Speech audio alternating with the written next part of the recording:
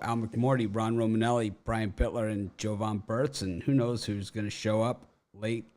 But usually someone does. But we've got a full crowd. Of course, last day before the Major League Baseball All-Star break.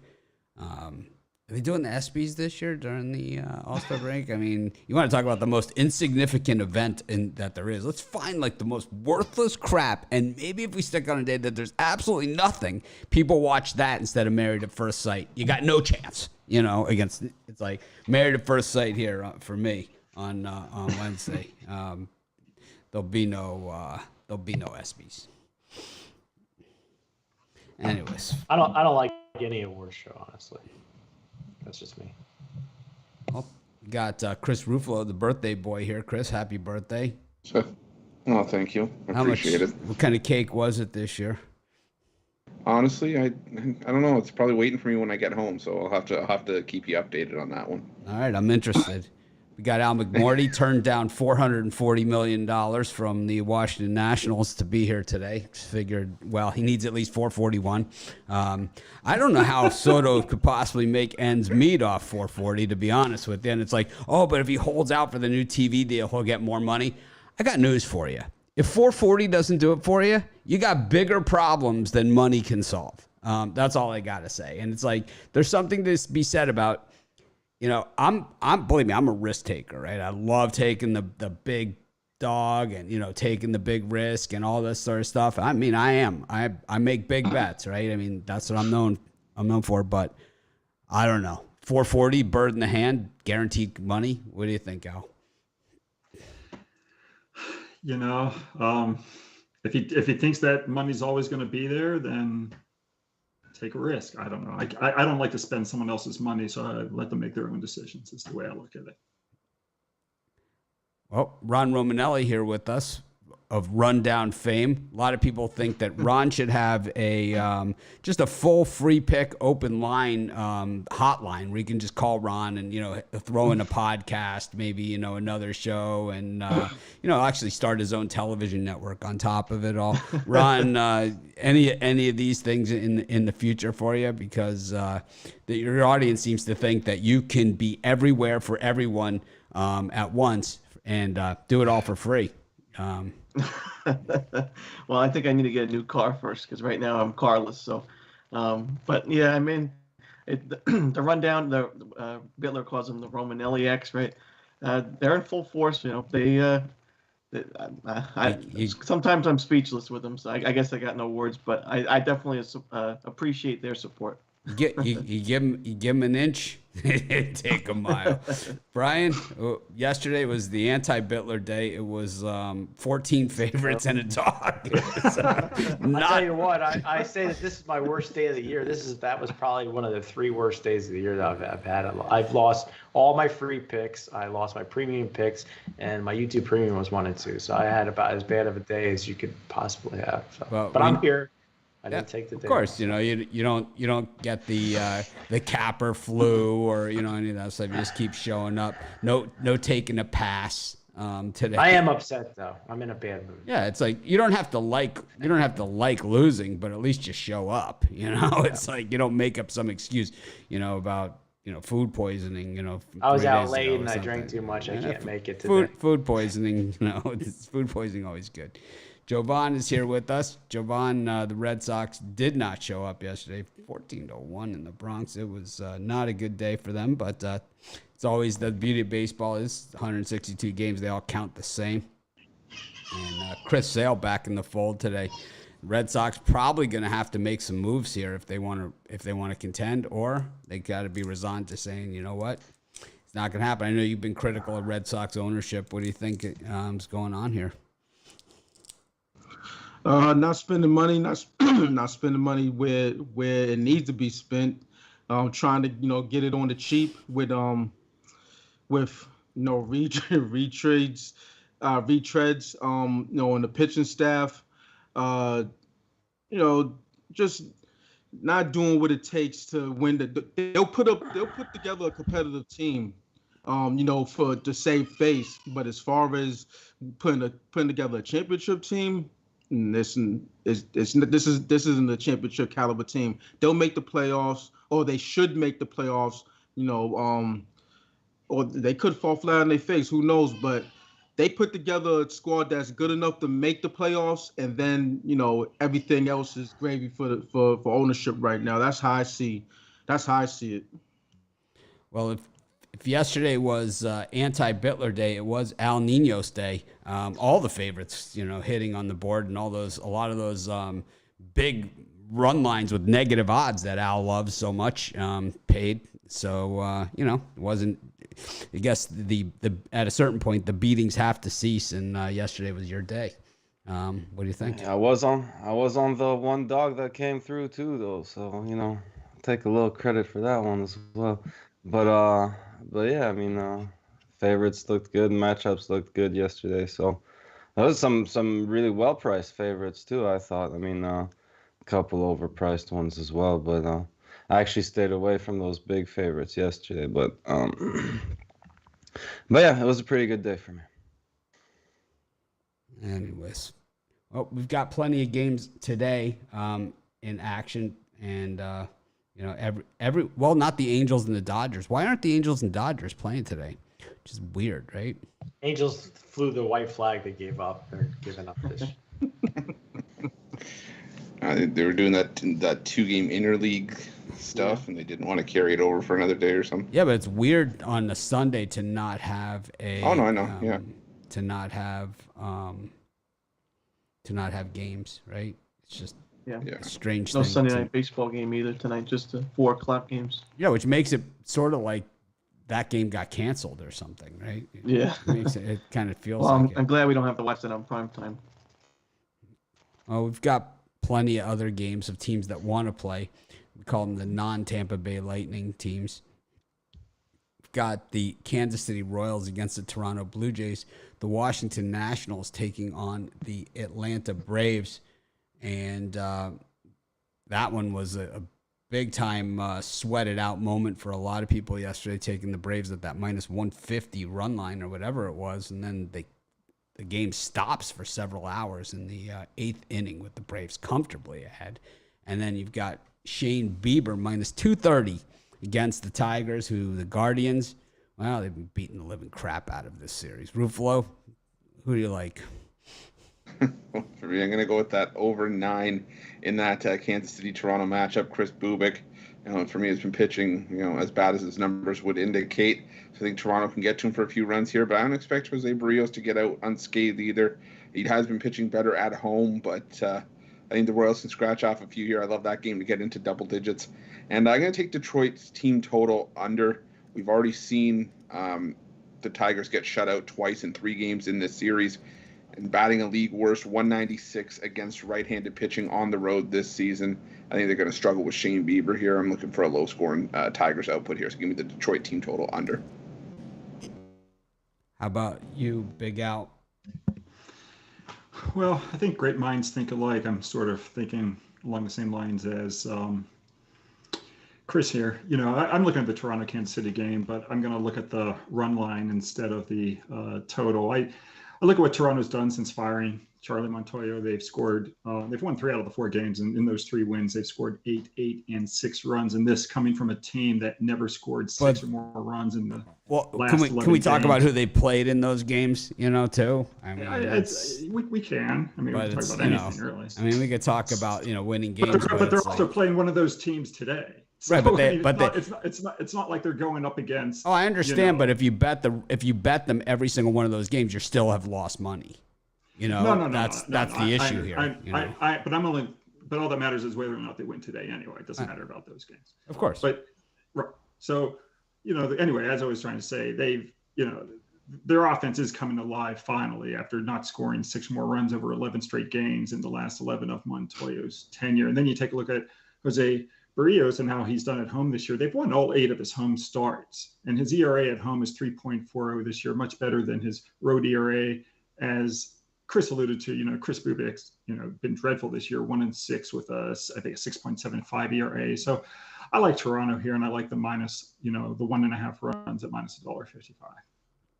Romanelli, is it Bubik or Bubich? Because I thought it was Bubich, and because I've been doing son of a Bubich bit on our regular morning show, but it could be what up, Chris Bubiches, right? As well, because I know Ruffalo likes that. I had assumed it was Bubich, but I deferred to Chris's pronunciation and just went with Bubich. Pretty sure it's Bubich. I'm pretty sure it's Bubich as well, but I'll go with you guys. Majority rules. Yeah. Son of a Bubich. I think it's Bubich, but when he loses, son of a Bubich. When he wins, what up, Bubitches?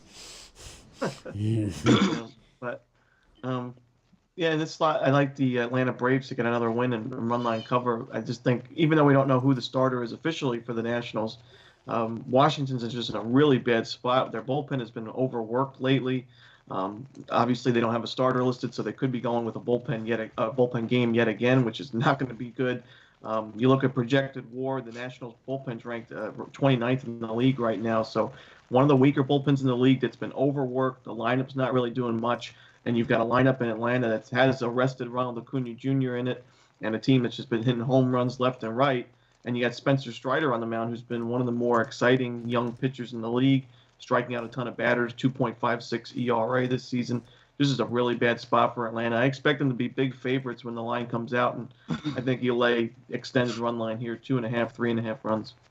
14 in a row versus the National League for the Braves. Brian?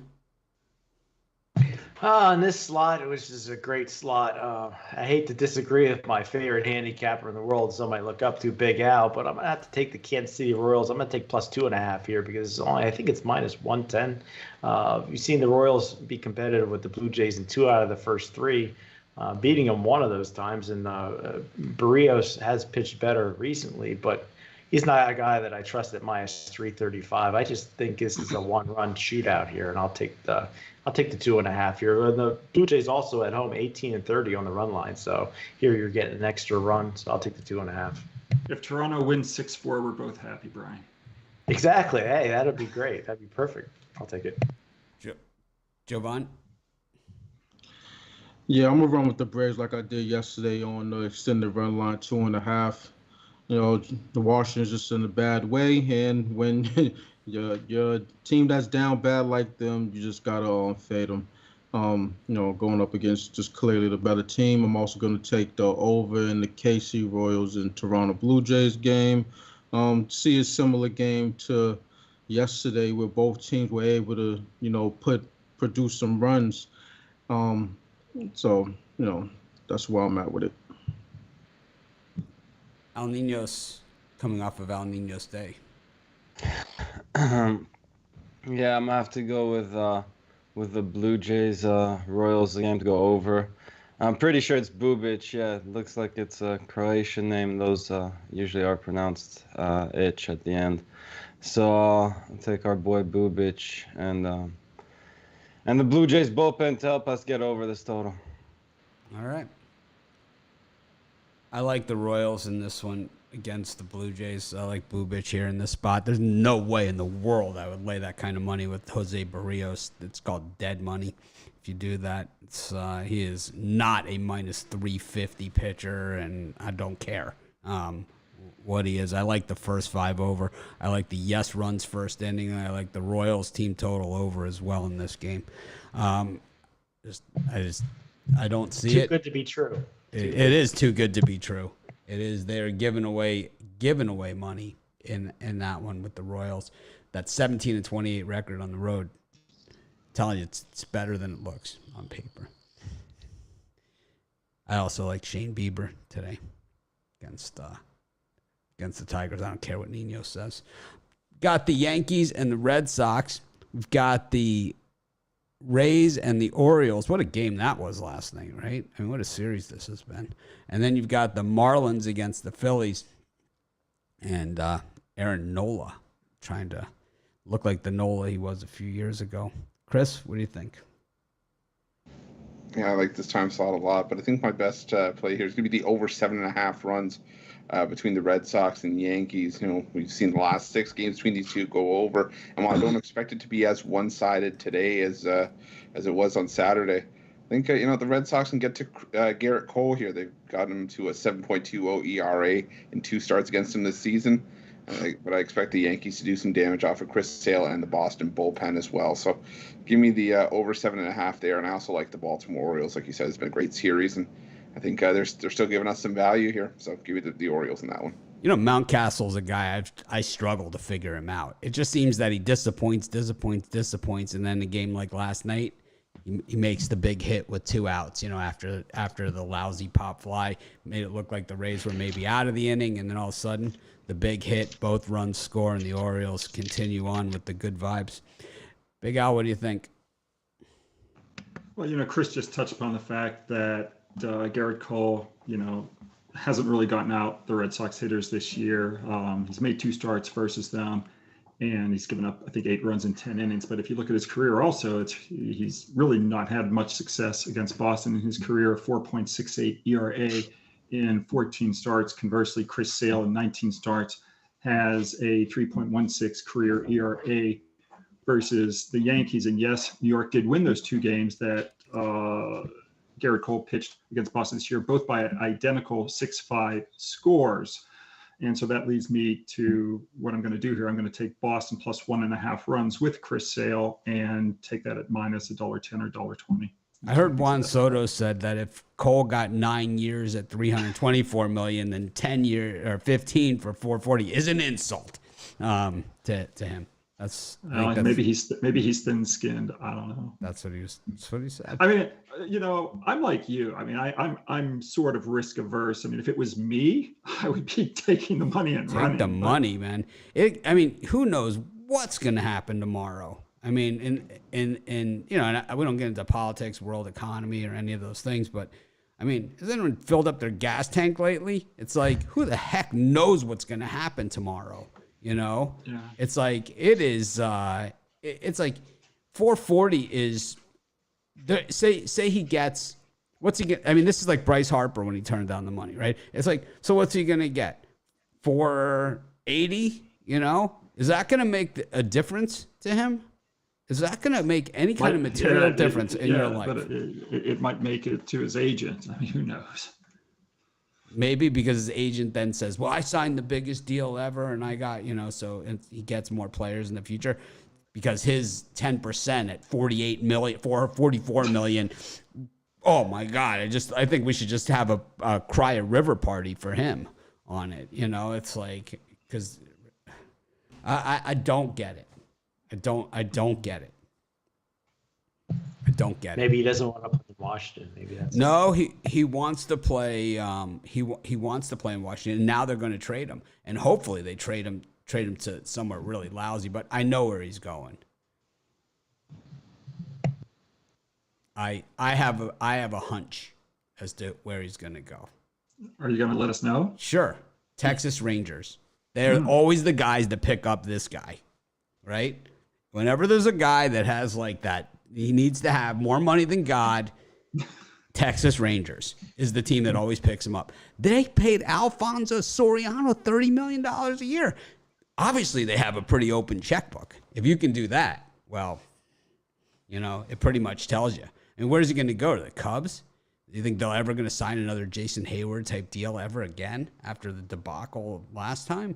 I don't see it. So it's like there's only a few teams that are going to pay that. The Yankees are kind of outside of doing that these days. If you give this guy that kind of money, well, then what's Judge going to want? Because he's up for another contract. They got him on a short term now. But what's he going to want if you give this guy $500 million? He's going to want $1 billion. And, you know, and you're going to have to give it to him because you can't let him leave. It's basically like letting Mickey Mantle walk. If you do that. So, I mean, there's only limited options here. He can't go to Anaheim because they've already got $30 million a year on the books for Rendon. Trout, another 30. They got Ohtani there. They can't afford another, you know, $40-50 million guy. Where's he going to go? It's got to be Texas. It's the only place that fits the mold. It is the only team, maybe the Mets, but they've got tons of money wrapped up as well. Scherzer, Lindor makes big money. You know, it's like, I don't think they'll trade him within the division if they can get him to Texas, ship him off to Texas. That's where he's going. Anyways, mark it in your books. Mitch said it. I don't hear a lot of disagreement here either. It's like, what do you guys think? Does that make sense, or am I just talking a good argument? No, it's too bad the Marlins aren't willing to pay a player like that because they got the pitching prospects to deal for him. What I'll say is a couple things. First of all, I know the ladies aren't complaining at home, but I think the screen is stuck on El Niños on the YouTube. Oh, But, sorry. But regarding Soto, although it's a lot of money in total that he's turning down, when you look at the average annual payment that he's been getting per year, it's less than a lot of the players currently, like Max Scherzer's contract. I think it's only about $29 million per year, which is obviously a lot of money, but compared to other players in the league, I think Juan Soto is eventually going to be the best player in baseball. That's just what I've seen. He's young. He's already accomplished. He's already won a ring. And I don't know him personally, so I don't know if he wants to go to a competitive team or if he just wants the money. But in terms of what he could get per year, he's definitely going to be able to get more per year. So turning it down right now From who? Early in the game. From who? From plenty of teams. Who? I think plenty. There's not plenty of teams. Who? I think I think the Nationals can up their offer as well. No, but who are the plenty of teams? Who has that kind of room? Who has that kind of room? You just mentioned the Rangers. I think that wouldn't be a That's bad one. option. That's the only team that it fits. The only one. What are you gonna? The other team that also picks up guys like this, and this would be what he deserves, is to go to Toronto. Have fun.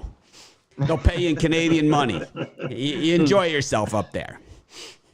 That's the other place. Because there's nobody else that's where they ship George Springer off to. What, you think the Minnesota Twins are going to come up with Correa money again? I doubt it. It's like there's not enough teams out there that have that kind of money. And most of those teams that do have that kind of money are way invested. You can't have a $280 million payroll. And the teams that can afford, if they sign him, that's what they're looking at. I still think teams would be able to move players out of the way. I mean, we don't know if the New York Yankees pass on Aaron Judge and if their opening is up. That will never happen. Never. We don't know what's going on with Aaron Judge. It's too early in the game for Juan Soto to sign a long-term contract with a team that started Paolo Espino yesterday. It's too early in the game. $440 million. It's not enough in terms of the other contracts that have been signed in the major leagues. He's getting less per year than Max Scherzer, who's what age, 37 years old. Soto's 23 or 22, and he's going to be one of the best outfielders in the league. He's going to be the next Mike Trout, in my opinion. Kendrys this guy's Morales a natural hitter. You never heard of a guy named Kendrys Morales? You ever hear of him? Oh, yes, of course. All right. So Kendrys Morales. Walk-off home run. Yeah, the walk-off home run. Okay, Kendrys Morales. How about what was the guy, the pitcher? Joel Zamaya. You ever hear of him? No. All right. Joel Zamaya had about 120 mile an hour fastball. Okay. This guy was like basically unhittable. He was a reliever on the Detroit Tigers. Injured his arm playing Guitar Hero. Never pitched again. I'm telling you, take the frickin' money. You take the frickin' money. It's like someone says 440. You know what you say? I graciously accept your offer. You sign as soon as possible. You go on your merry way. There's no. It's like you yourself said. You got to go for the big bucks. You go for the big hitters, and 440 is 440. You know what you say? That's pretty good. Hey, it's like you go. It's like you say thank you. You say thank you very much. It's like you go. So you go to the pancake breakfast, all you can eat breakfast, right? They've got the raffle for the TV set, right? And maybe you don't win the raffle to get the TV set, but you know what?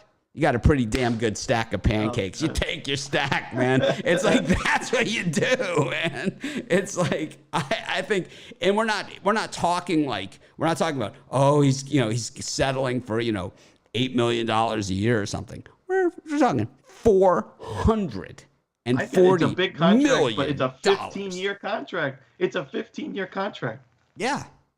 You think That's he's going to, if you're going to spend more than $440 million in 15 years, there's no contract in the world that's going to cover you. Trust me on that.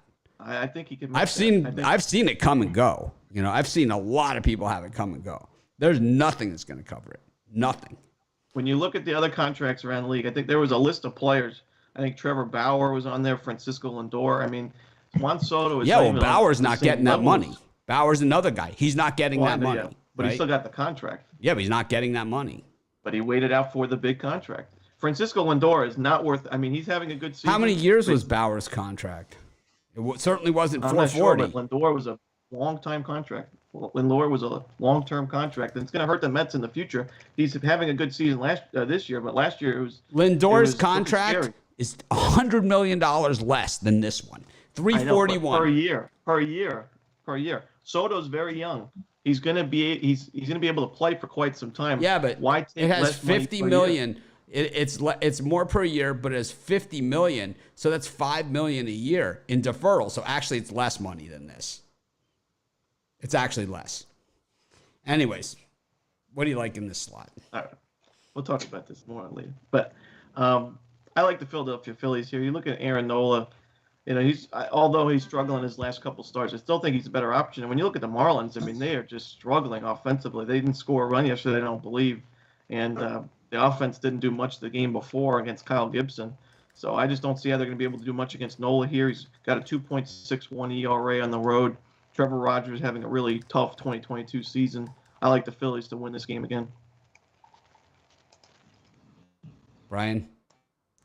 I completely lost what I wanted to say in that long argument. Do you accept your 440 million? Do you want? Yeah, I would personally take it, but I wouldn't be surprised if the Boston Red Sox stepped up and maybe No put something chance. No chance. least They're they not. don't get They're it. out of this. The Red Sox are out of the spending business, and you're sitting right next to Jovan. He'll tell you. I would.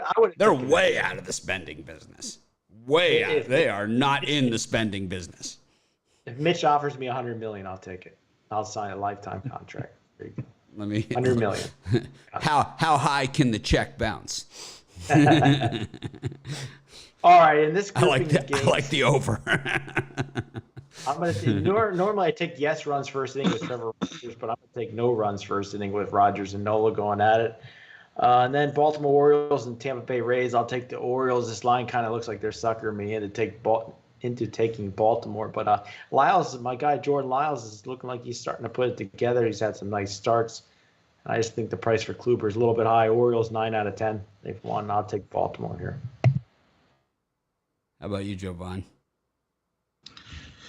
Yeah, I'm gonna take a shot with the Red Sox in this one for the outright win. It goes against some of the numbers. Yankees versus lefties recently. They've cracked ass. But I just think that the Red Sox can't afford to lose this game and go 3 games above 500. So I'm gonna take a shot with them at plus money with Chris Sale on the mound.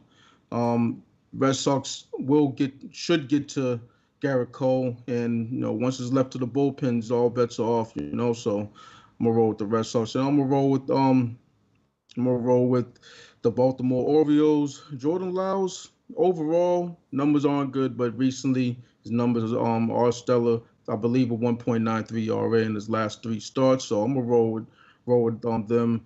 I like their timely hitting, in their winning streak, which got snapped a couple of days ago, but they went back on the winning ways yesterday. So I'm gonna roll with them. So there's some comments here about my little rant here, and about he wants to play for a better team, whatever. He didn't demand a trade. He didn't say pay me or trade me or none of those things. He rejected the money, and the Nationals said, "Fine, we're going to start chopping you." That's how this story laid out. He didn't go and say, "I want to play for a better team than the Nationals," who just won the World Series a couple of years ago, which is a lot more recently than the Yankees or the Red Sox But they're in trouble. or most of those teams. Their organization is done for quite some time. One of the best builders of teams, that assembling of that team, including getting him, was one of the greatest assembling of teams you will ever see in the history of assembling teams. So I think when you have that kind of organization, they had some salary issues, they had some money issues, and I think when you have that, you have to dance around. Sometimes it's called you got to pay the piper, because they needed to do what it took to get over the top. They did that. They got Scherzer. They had choices to make. They paid Strasburg. I don't know if it was the right thing to do, but at the same time, he was the guy that, when the chips were on the table, he was the guy that put the trophy in the trophy case. I have no problem with that. You know, he at least has delivered the one World Series, which is more than we've seen in most of these other cities that we're talking about. So, but at the same time, you know, he's not, I wouldn't say, you know, just because they're lousy this year doesn't mean, you know, they're going to be lousy for a very long time. I mean, this is a team that, you know, certainly has, you know, you look at, you know, the Adam Eaton trade, you know, and you say, well, that was a bad trade, right? But you look at the trade that they got Soto on, you know. Well, I mean, they have big time contracts right now with Strasburg, like you mentioned, and Patrick Corbin. Their organization's in trouble for quite some time, and when you're Soto, when you're playing this well, who knows where he's going to sign, and we'll have to see what the end contract is. But if he takes less money to go to a better competitor, then I think the conversation changes from he's a money hungry guy to he just wants to win. So I wouldn't, you know, nobody knows Soto or his agent personally, so I don't think we can speculate. But I would say that he's still getting less money per year than a lot of the stars in the league. And if I was him, I would take the $440 million. But you know what? I can't blame him because I think he's the next big talent in the league. Washington, D.C., the number 9 TV market in the country. Al Niños, what do you got to say about this slot? Yeah, pretty interesting slot, but I think my favorite play will be on the Phillies and Marlins to go over the total. I think Nola's got pretty good numbers. He's been getting hit a little bit lately, and well, Rogers, he's Trevor Rogers, so I think the Phillies are good for a few runs here. All right, I like the Red Sox in that one. Chris Sale. I like the early first 5 Red Sox. I like the Yerfie, which has been straight money at Yankee Stadium too. In that one, and let's see what else was in that slot. Lost my train of thought. I just don't understand. 440. Just take the freaking money. How hard is that? How hard is it? You know, it's like, my God. I also agree with what Brian said about that Phillies Marlins game. I think Trevor Rogers shows what he's worth, and maybe he's the guy. I think he's going to be the guy that gets traded from this Marlins pitching staff as they start to go out and grab some bats. I think yesterday it was kind of, you know, a message to some of these pitchers saying, you know what, we know this guy had a rough start, but you know what, we can wheel him out of the. We got so many pitchers, and it's like we're going to be able to wheel and deal. Anyways, Chris Ruffalo, what are you selling on your birthday? Today I got my $15 pickoff play again. We got back on track. Now 8 of the last 9 we've hit, and hoping to make it 9 to 10 going into the All-Star break. So I got that $15 play. Or it's also part of my Sunday Slam Major League 3-pack, $40 at Pick Dogs Premium. Al? Yesterday we won our MLB division game of the month on the Yankees, although I wish we could have taken 12 of those runs and moved them over to Sunday. But, you know, it was a good day yesterday. That was our 5th straight winner, looking to rebound off a poor start to July. Today I've got my underdog of the month. We cashed our underdog of the month in June on the Astros over the Yankees, so don't miss my top dog for July. It goes today. Romanelli, is your package today $440 million and 1 cent? Is that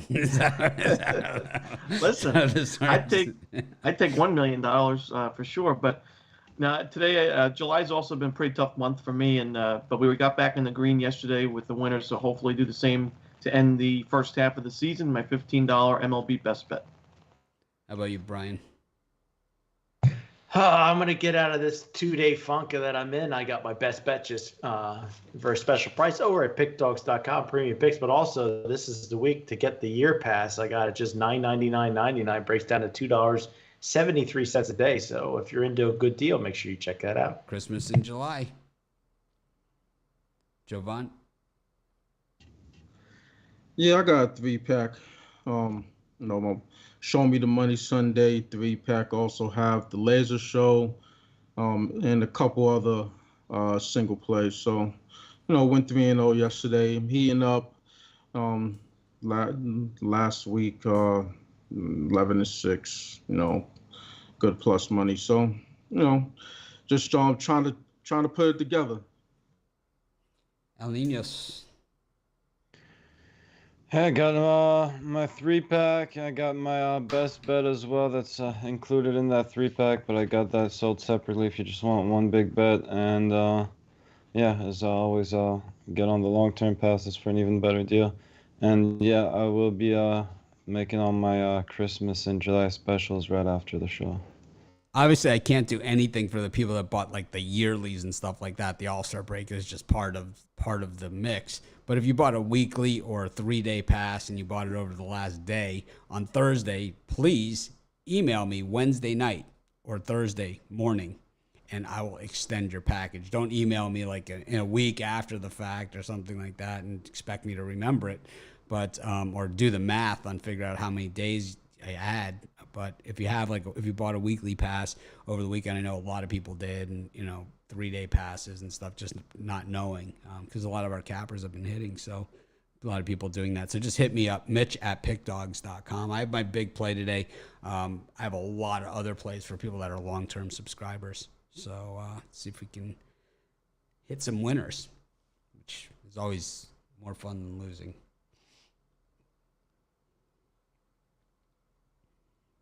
Anyways, Houston Astros up against the A's.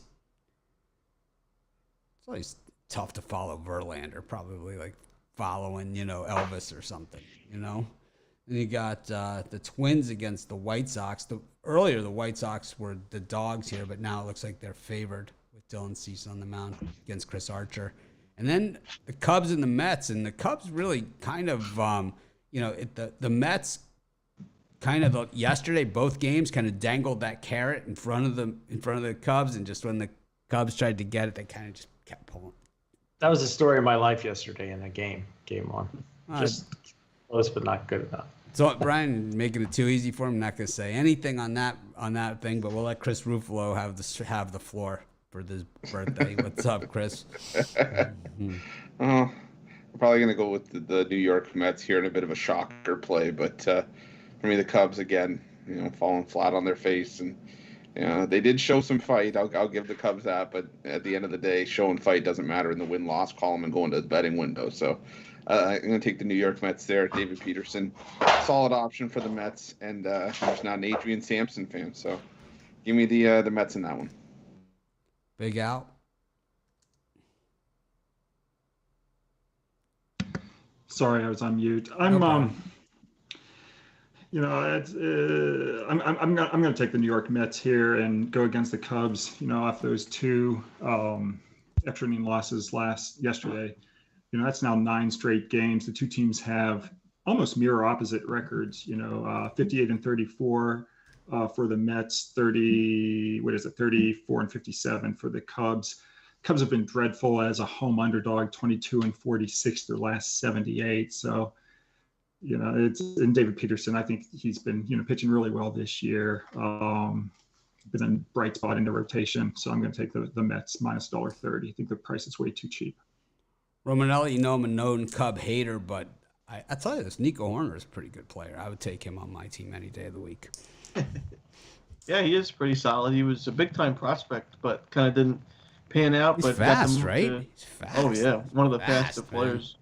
Yeah. Fast. But yeah, he was a big-time prospect, I think, with the White Sox, or I'm not sure, actually. He might have just stayed with the Cubs, but yeah, he's starting to pan out a little bit. But in this time slot, I do like the Astros here. I know it's a big price, and you're going to have negative odds on the run line, most likely. But Jake Odorizzi pitched really well against this Oakland A's team, and I mentioned on the rundown, he was able to strike out a lot of batters in that one, 7 Ks in 7 innings. And Odorizzi is his best when he's missing bats. He's just not a pitch-to-contact guy. He hasn't had success doing that. When he had his best year in Minnesota, it was because he struck out a ton of batters. And if he can continue missing bats like he did last time out, I think he'll have a lot of success in the second half of the season for Houston. He's got his ERA at 3.38 this year, so pitching well overall. And I think going up against Aller and the A's bullpen, a good spot for the Astros bats to do some damage. I like the Astros here, land the 1.5. Brian?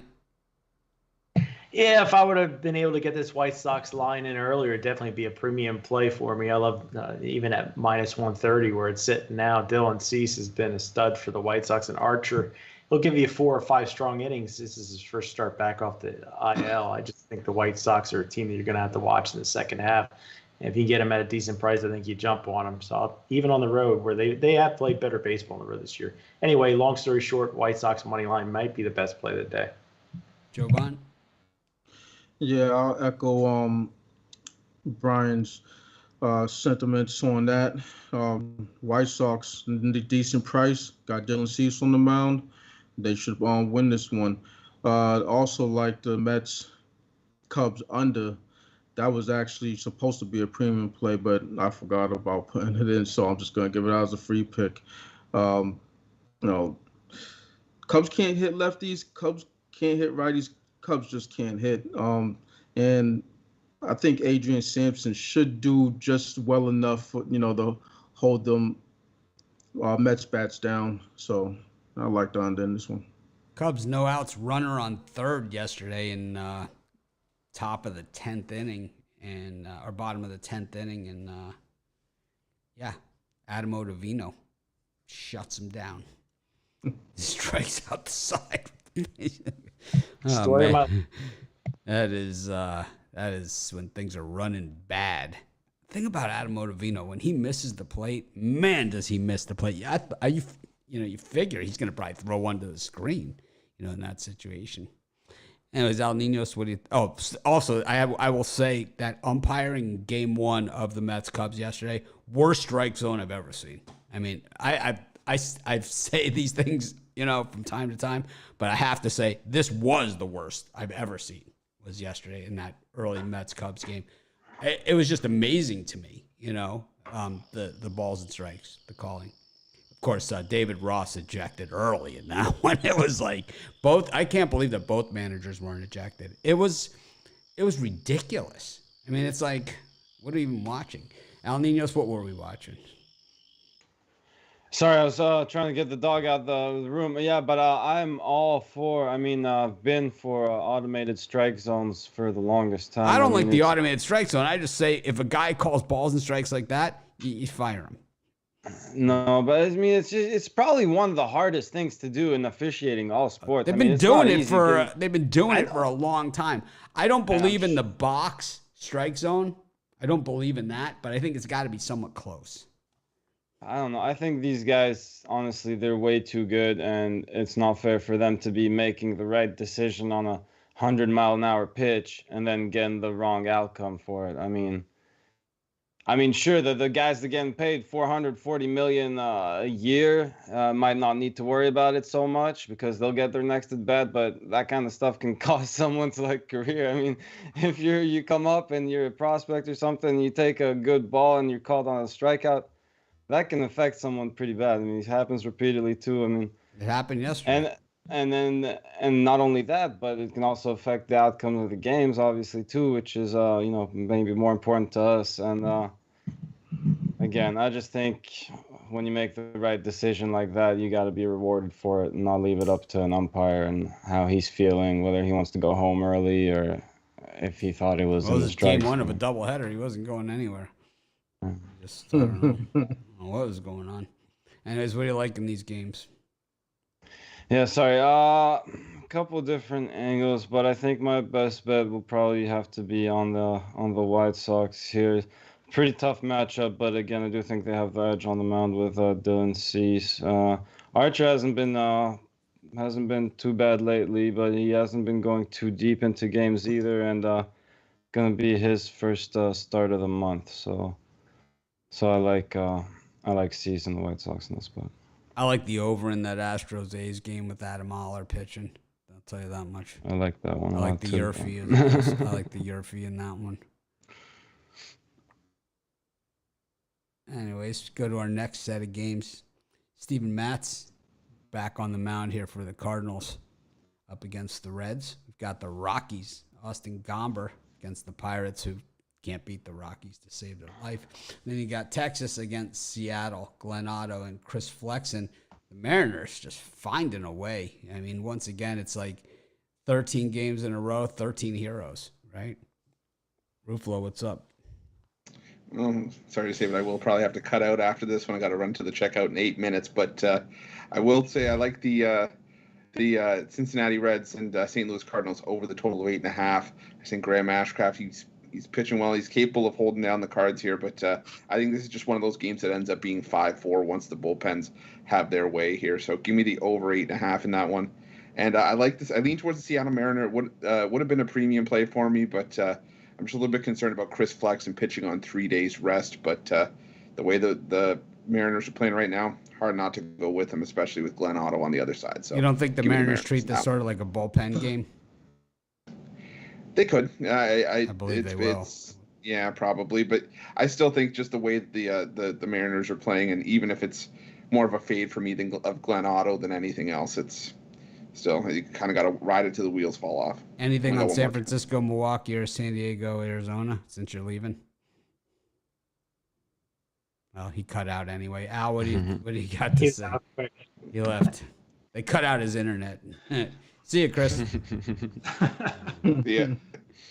I'm not in love with any of these games, but with a gun to my head, I'm going to take the home underdog Texas Rangers with Glenn Otto. I don't like to necessarily fade Flexen in Seattle in this situation, but between these of the 6 options in these 3 games, that's probably the best choice for me. So we'll take Texas plus $1.20.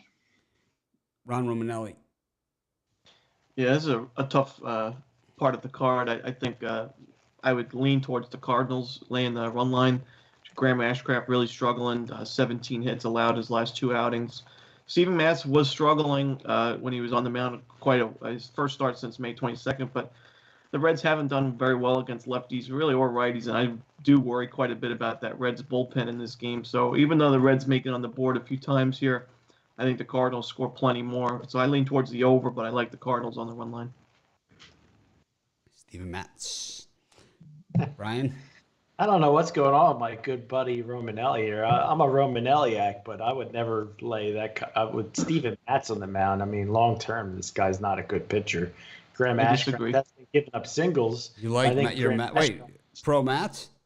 I think long term he's actually a solid pitcher. When you look at his xFIP at 2.99, I think the different, mister. But go ahead. All right. I can't get into the Cardinals here. I think the Reds on the run line is where you want to be at. I think it's a 1-run game that the Reds could steal in this one. It's just Steven Matz. Maybe it's a price that's getting me into the Reds here because I just don't see Steven Matz at minus 170. And I love what Big Al said earlier on the Rangers also. But yeah, for me, it's the Reds plus 1.5. Reds hit lefties significantly better than they hit righties. Jovan? Yeah, I'm gonna run with the Rockies in this one. Don't know who the pitcher is for the Pirates, but I don't really think it matters. They can't hit lefties. Austin Gomber, although he hasn't pitched well this season, I expect him to pitch against these guys. Have a solid start. So, and I expect whoever they bring out on the mound that the Colorado Rockies could produce some runs against them. So I'll take the Rockies. El Niños. Yeah, it looks like it's going to be Bryce Wilson for the Pirates here. And I got to agree with Jovan. I got to go with the Rockies. I don't know the line, but I think they get the job done here. Yeah, I can't believe a Flexen goes more than an inning or 2 in this game, to be honest with you, against the Rangers. I can't see it on 3 days rest that he's going to go deep into this game. I think, with it being the All-Star break and, the team having the day off, we're going to see like a playoff style game where it's all hands on deck and you're going to see pretty much everybody out there on the field for the Mariners in this one against the Rangers, whatever it takes to keep it going. The Mariners in, of course, striking position for the postseason here. So they're in, right? If the season ended, they're in. And with the Yankees playing the Red Sox, with the Blue Jays stumbling, with all these things, this is the time. These are the ones that really count. So I expect the Mariners to leave it all out on the field today in that one against the Rangers and do whatever it takes. Not like they're facing Koufax and Glenn Otto either. That's for sure. And I don't care who's pitching for the Pirates. They can't beat the Rockies. They've pretty much have shown us that time and time again.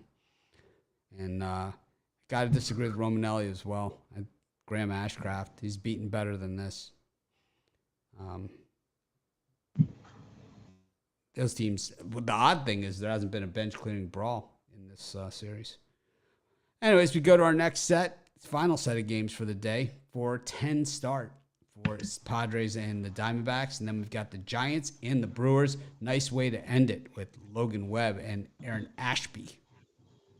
Brewers coming off those losses against in these spots have been straight money.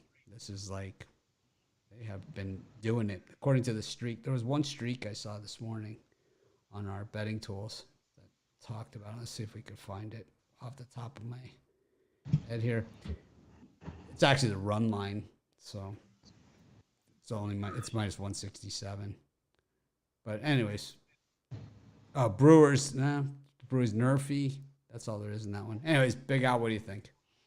I'm going to take San Diego with Mike Clevenger here.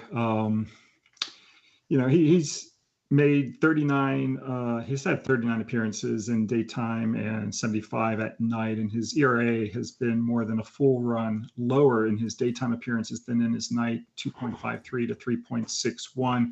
He had 2 starts against these Diamondbacks at the end of June, pitched terrific, 1 run over 10 innings with 9 strikeouts and 3 walks. So I'm going to take San Diego minus $1.50. Ron Romanelli. Yeah, I like the Giants a lot more when Jason Alexander was the projected starter, but with Ashby in, I lean towards the under. The Giants can hit left-handed pitching, but I do think Ashby is somebody that I think will have a pretty good second half of the season. Logan Webb pitching well overall in 2022, but these are like my least 2 favorite games on the board, so I'll just take a small lean with the under in that Giants-Brewers.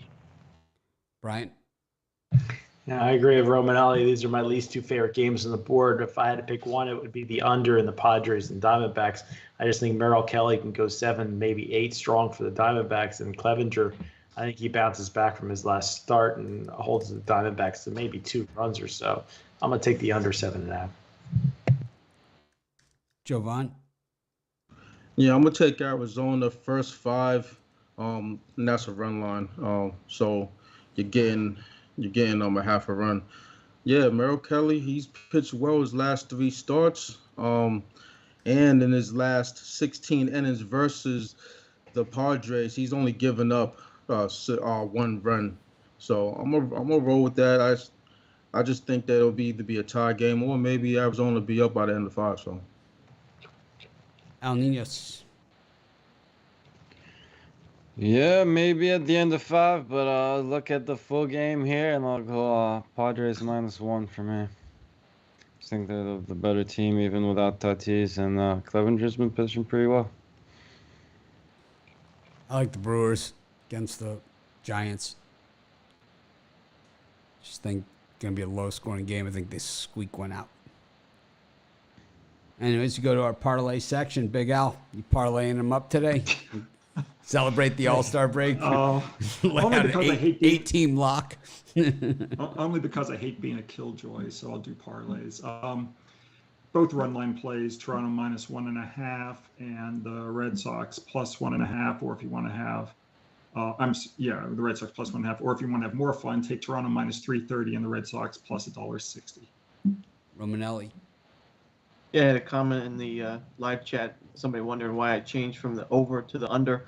And when there's a pitching change, it completely changes my opinion. So Jason Alexander, not good. Aaron Ashby, good. There you go. But Atlanta Braves -2.5 and the St. Louis Cardinals -1.5. 2-team parlay. Right. For me, I'm going to go with 2 teams I'm going to keep an eye on in the second half. The Chicago White Sox on the money line, Baltimore Orioles money line in the 2-team parlay. Jovan? Yeah, I'm gonna roll with this 6-teamer. Red Sox, Baltimore Orioles, White Sox, Mets, Cubs under, Colorado, Arizona, Diamondbacks first 5.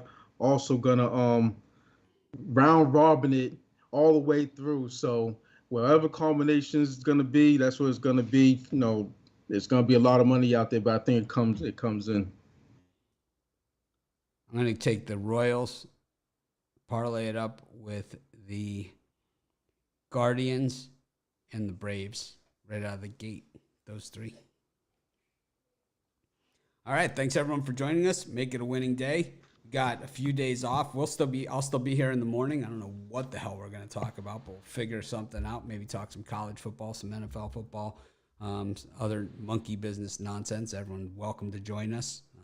Go through the Hurricane schedule and count how many losses they get this year. That's what we should do. We can do that. I mean, we have the number 1 recruiting class in the country this year, so we'll see.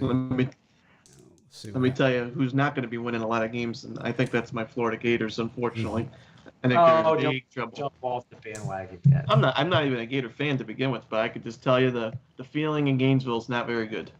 Well, you do have a Sun Belt head coach, so yeah. Oh boy, that's always a good sign. And we got Utah in week 1. We're going to get killed in our own stadium. I'll tell you, sometimes those coaches, bringing in those coaches, believe me, Jimmy Johnson was not a popular hire in Miami when they brought him in. He was not a popular hire. He was an outsider, and it was, no way. So, I mean, it happened. I don't mind the Napier hire, but we'll have to see. Dennis Erickson, not a popular hire in Miami. 2 national championships. I like the basketball hire better than the football hire. Todd Golden. Some guys are better in certain areas of the country. He's a nerd like me. See what happens. Anyways, if the Gators are insignificant in college sports, it's a good day.